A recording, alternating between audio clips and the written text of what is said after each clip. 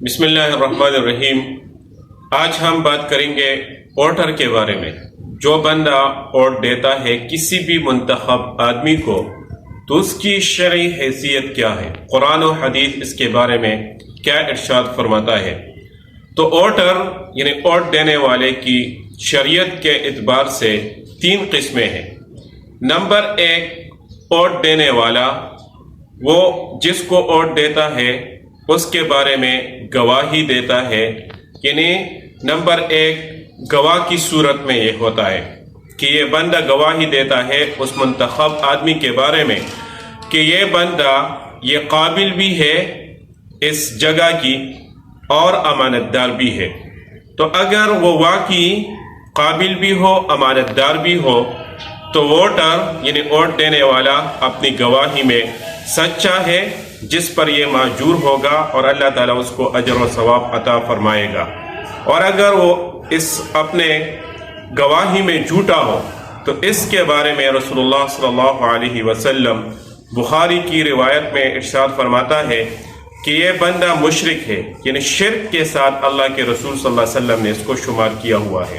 اور دوسری روایت میں اللہ کے رسول صلی اللہ علیہ وسلم نے جھوٹی گواہی کو اکبر الکبائر ارشاد فرمایا ہے کہ یہ سب سے بڑا گناہ ہے۔ تو اس لیے ووٹ دیتے ہوئے کسی کے بارے میں ہم جھوٹی گواہی نہ دیں۔ جو بندہ اس قابل ہو اور اس کے اندر لیاقت بھی ہو اور حقدار بھی ہو تو اس کو ووٹ دینا چاہیے۔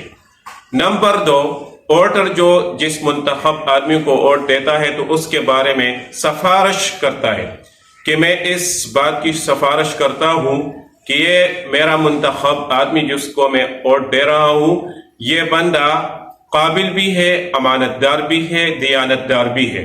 اور اگر اس منتخب آدمی کے اندر یہ صفات نہ ہو تو یہ بندہ جھوٹی بات کے بارے میں سفارش کرتا ہے۔ اور اس کے بارے میں اللہ تعالیٰ قرآن میں ارشاد فرماتا ہے مَن يَشْفَعْ شَفَاعَةً حَسَنَةً يَكُن لَّهُ نَصِيبٌ مِّنْهَا وَمَن يَشْفَعْ شَفَاعَةً سَيِّئَةً يَكُن لَّهُ كِفْلٌ مِّنْهَا، کہ جو بندہ کسی برائی کے کام میں یا کسی گناہ کے کام میں سفارش کرے تو اس کا وبال اس سفارش کرنے والے پر بھی ہوگا، اور جو بندہ کسی نیکی کے کام میں یا اچائی کے کام میں سفارش کرے تو اس میں یہ سفارش کرنے والا آدمی کو بھی اجر و ثواب ملے گا، تو دونوں جہانوں میں اس کی کامیابی ہے۔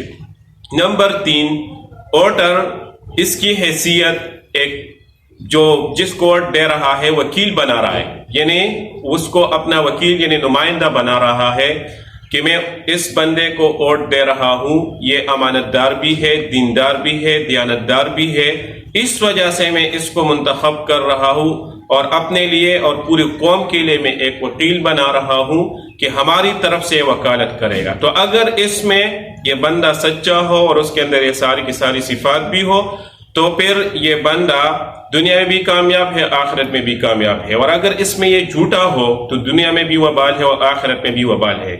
تو اس سب کا خلاصہ یہ ہوا کہ جس کو ووٹ دیا جا رہا ہے تو ووٹ دینے والا کی شرعی حیثیت تین قسم پر ہے۔ نمبر ایک، یہ گواہی دیتا ہے، نمبر دو یہ سفارش کرتا ہے، نمبر تین وہ اس منتخب آدمی کو اپنا وکیل بنا رہا ہے۔ تو ووٹ دیتے ہوئے ان سب باتوں کا لحاظ رکھنا بہت ضروری ہے۔ اللہ تعالیٰ عمل کرنے کی توفیق عطا فرمائے۔